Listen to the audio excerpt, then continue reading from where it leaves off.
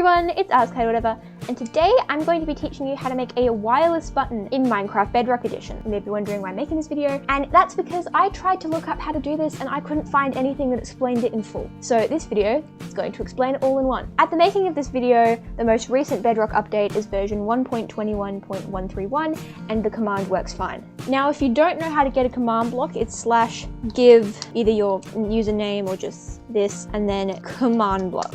This will only work in worlds with command blocks enabled on, and if you want to use /give to give yourself the command block, you'll need to have activate cheats turned on. However, you can turn the cheats off afterwards, and as long as the command blocks are enabled, still work afterwards. So let's get started. I'm using a stone button. You can use any button you want. If you want to use a pressure plate or a lever, I'm not knowledgeable on how that works. I assume it will just be a few things changed. For the purposes of this video, button it is. I'm going to put the button in the air. There's nothing behind it, and I'm going to place the command block there. Now we want it so when this button is pushed, this will do a command. I'm going to open up our command block. We're going to do /execute if block, and now we need the coordinates of the button.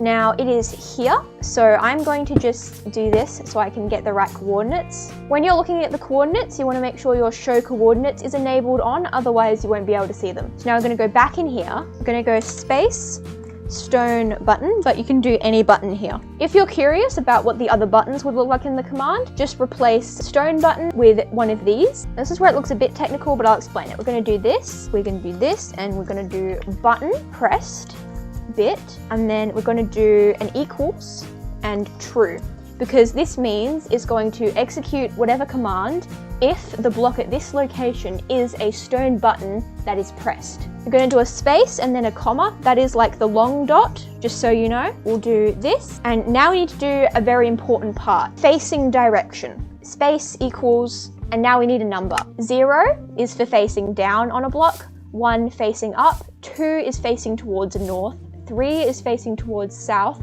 4 is facing towards west, and 5 is facing towards east. Now you may be wondering, this is Minecraft, how do I know where north, south, east, and west are? Well, grab a sunflower, place it down, they will always face towards east. And if you look at all the other directions, you'll know where it's facing. Here is a little list of all of the things. In my case, it's facing north, so I'm going to put 2. And you're going to put space in this, then space run, then /, and you can put any command you want. I'm just going to do a simple /give command. The next thing we want to do is we want to change it from impulse to repeat, and we are going to make it go from needs redstone to always active. And now when we press this button, we should be given a diamond.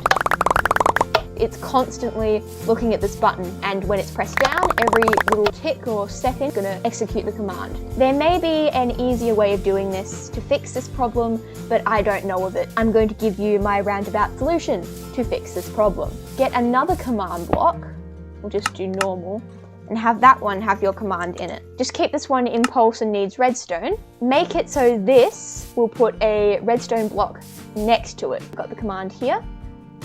So I'll do /setblock, and then we'll do a location next to this command block. A redstone block here. So then every time this is pressed, it'll put one there. You can put any command in this, and it will happen when you do this. So I also recommend putting another block next to it, which sets the block to air. So you want to get the same coordinates for the block of redstone, and we're just going to replace it with air, just like this. And this one's the command for whatever you want the command to do. This block is doing a command for every tick that this button is down, which in this case is putting a redstone block here. And next to the redstone block, we have some command blocks that are being powered. And this one can be any command you want. You also have this, which is just to set the redstone block to air, so then it can be done again. Because if you don't set the redstone block to air, the redstone block will stay here and constantly power these two, meaning that the command won't work twice. So you want to make sure there's this so you can use it again. Now on this, I do have a 20 tick delay. For different types of buttons, you might need to up this tick delay, because if you don't have a delay, as I said before, this is doing a command for every little tick that this button is down for, and it's down for a while.